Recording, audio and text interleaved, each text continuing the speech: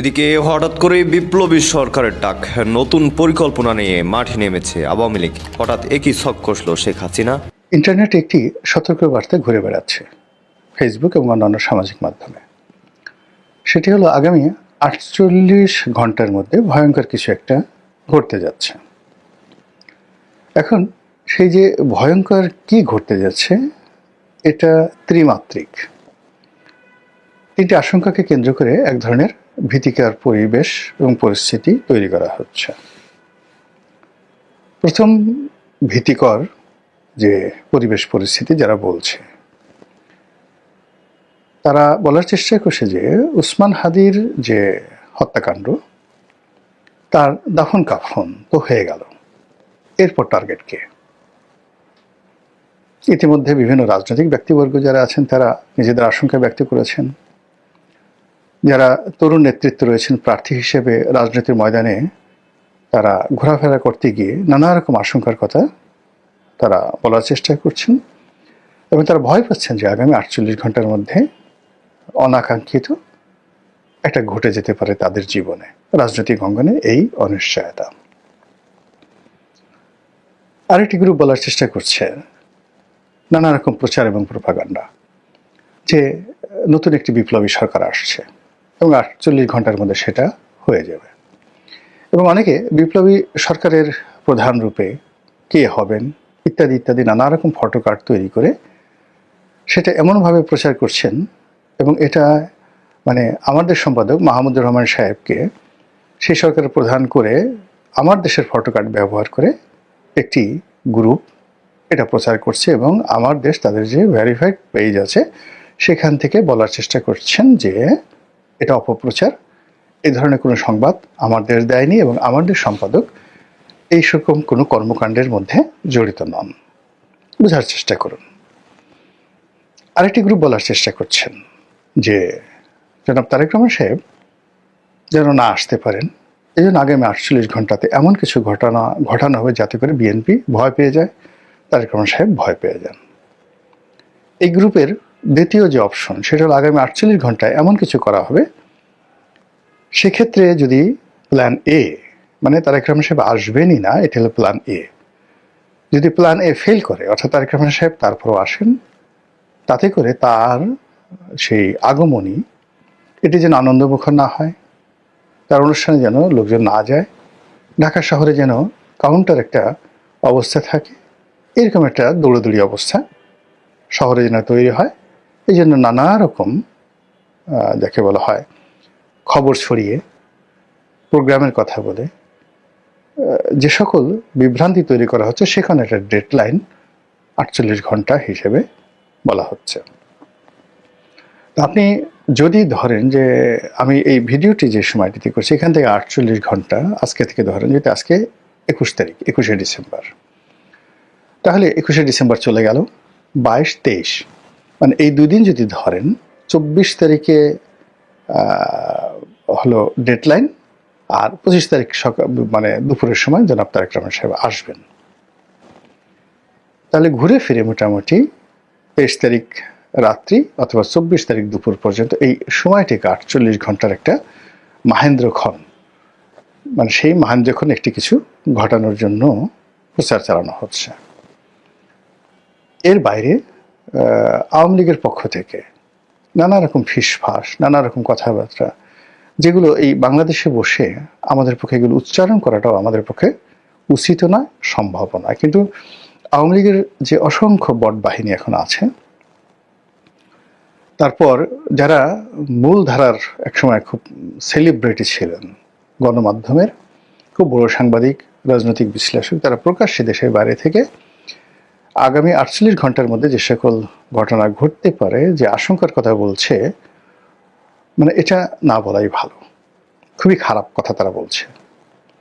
Thirdly হলো যে ভারত এই মুহূর্তে খুব উত্তেজনা দেখাচ্ছে প্রকাশ্যে।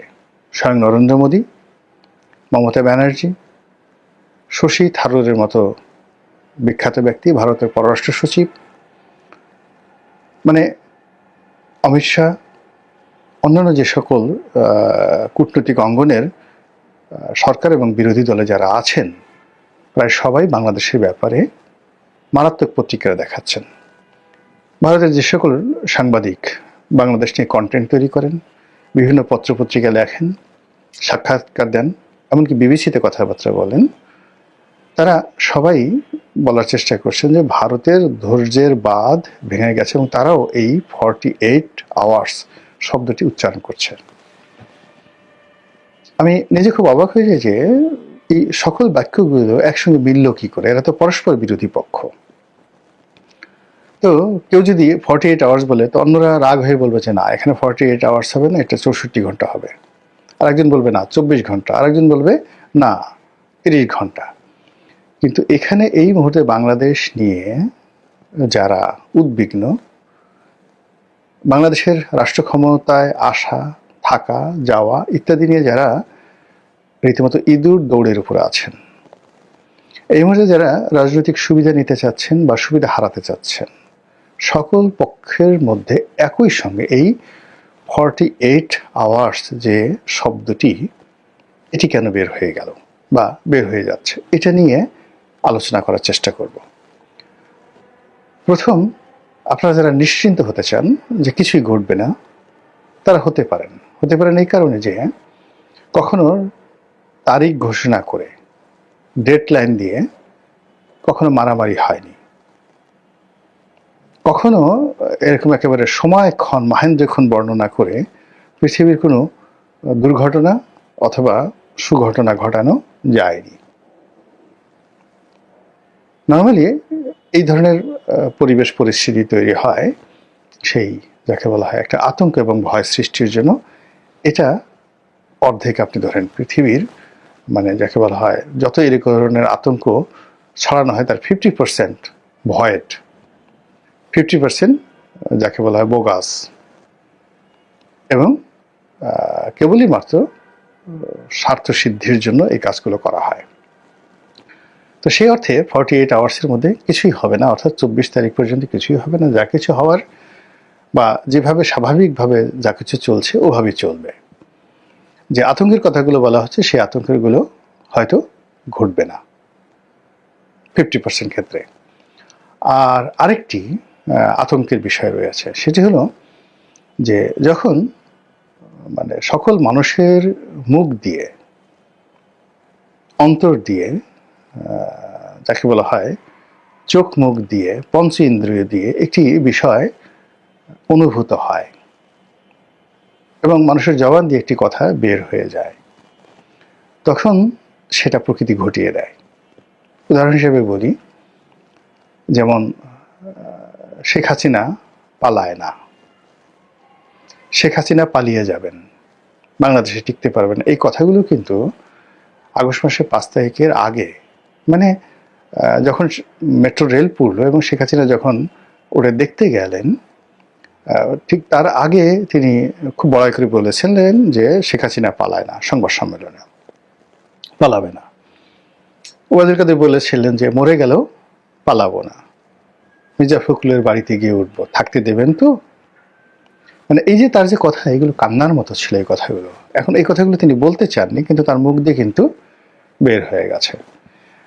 শেখ হাসিনা কোনোদিন পালাবেন না, পালায় না, এই কথাগুলো তিনি বলতে চাননি বা অতীতে কখনো বলেনি, কিন্তু ওই সময় তার মুখ দিয়ে এই কথাগুলো কিন্তু বের হয়ে গেছে। টেকনাফ থেকে তেঁতুলিয়া পর্যন্ত সমস্ত মানুষ গত কয়েক বছর যাবৎ শুধু বলছিল যে আওয়ামী লীগের জন্য এমন একটা পরিণতি আসবে যে তাকে পালাতে হবে। একই অবস্থা বঙ্গবন্ধুর ক্ষেত্রে। বঙ্গবন্ধুর 15 আগস্টে যে নির্মম পরিণতি এলো, সেটা কিন্তু বঙ্গবন্ধুর যারা ঘনিষ্ঠজন তারা 1974 সনে টের পেয়েছিলেন। আমাকে একজন লোক বলছিলেন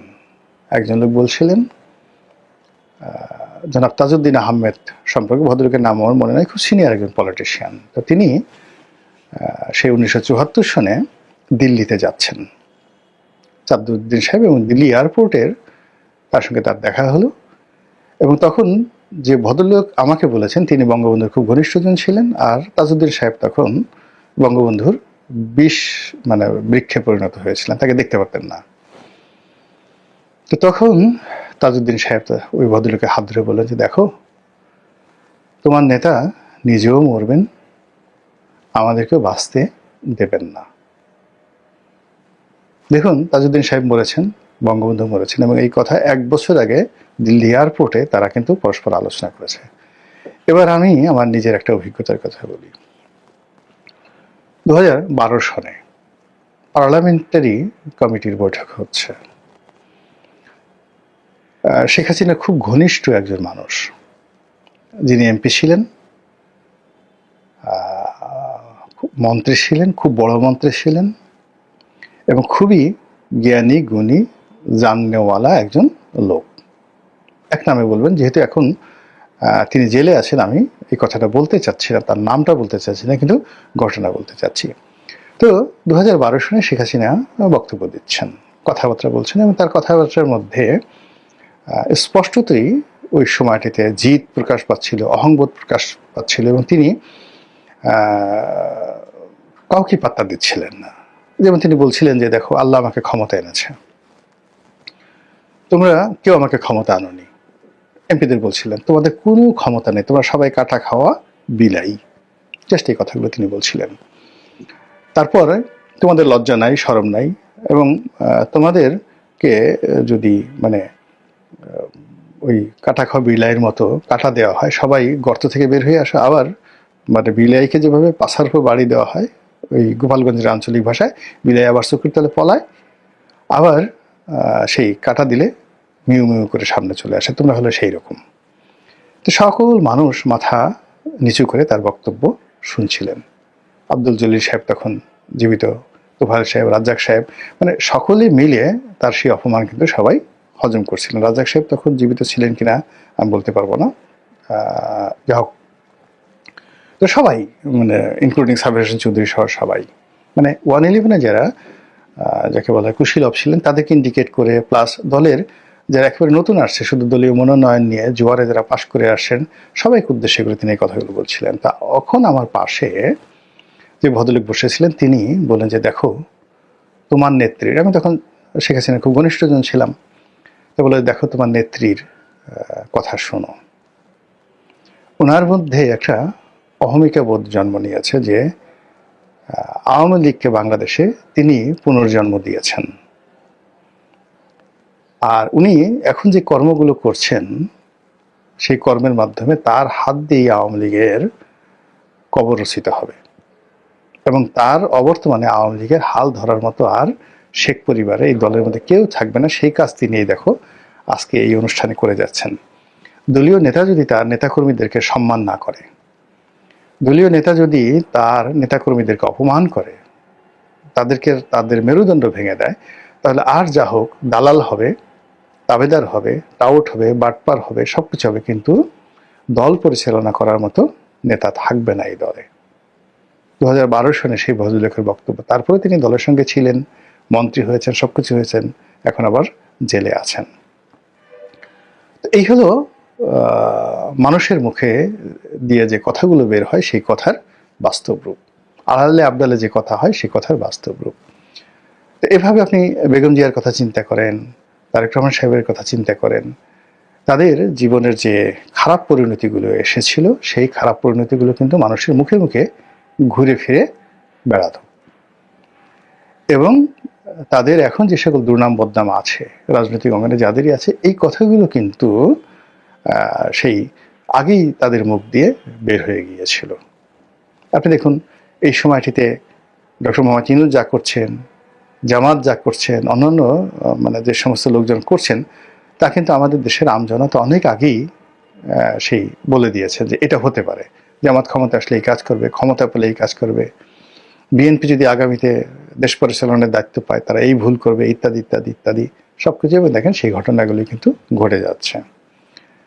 সেক্ষেত্রে 48 ঘন্টার যে টাইম ফ্রেম,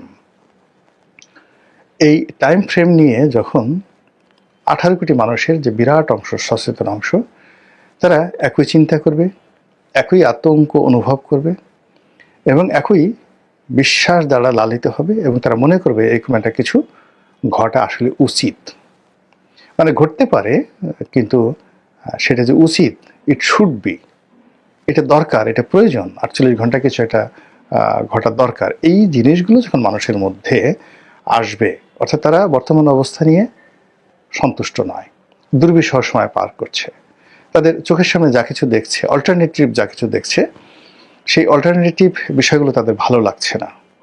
নেতা পছন্দ হচ্ছে না, নেত্রী পছন্দ হচ্ছে না, কর্মকাণ্ড পছন্দ হচ্ছে না, কথাবার্তা পছন্দ হচ্ছে না, প্রতিদিন যে সকল দৃশ্য পছন্দ হচ্ছে না, তারা এর বাইরে অলৌকিক কিছু একটা চিন্তা করছে, সেই চুলকার কবেকার অন্ধকার বিদিশার নিশা, সেই বনলতা সেনের মতো।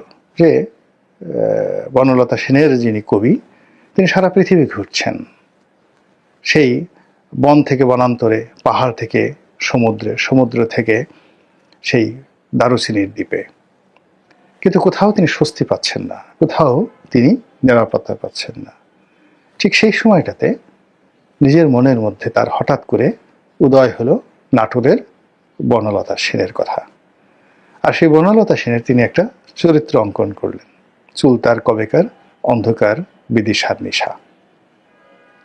তো এই হলো মানুষের কল্পনার শক্তি। তো এখন আপনি যদি আপনার আশেপাশের যে কোনো ঘটনা দ্বারা স্বস্তি না পান, কাউকে আপনার ভালো না লাগে, এবং অল্টারনেটিভ যে জিনিসগুলো, plan A B C D যা কিছু আসুক না কেন, কোনোটার মধ্যে আপনি স্বস্তি শান্তি খুঁজে পাচ্ছেন না, তখনই আপনি অলৌকিক কিছু চিন্তা করেন, নেতিবাচক অথবা ইতিবাচক। অনেক সময় মানুষ বলে যে আমার মরে যাওয়া ভালো, এর সাথে আল্লাহ তুমি আমাকে নিয়ে নাও, আল্লাহর গজব নাজিল হয়ে যায়, বেঁচে থেকে লাভটা কি। এইরকম যখন মানুষের জীবনে মানে আকাঙ্ক্ষা জাগ্রত হয়, জাতিগতভাবে সমাজ পরিবার এই ধরনের অভিশাপগুলোকে যখন তারা আহ্বান করে, তখন ঠিকই এই পৃথিবীতে সেই অভিশাপ কিন্তু ঘটে যায়। বহু নজির আছে। মহান আল্লাহ আমাদের সবাইকে হিদায়াত দান করুন, এবং আমাদের জন্য যেটি কল্যাণকর সেটি আল্লাহ রাব্বুল আলামিন আমাদের জন্য বরাদ্দ করুন।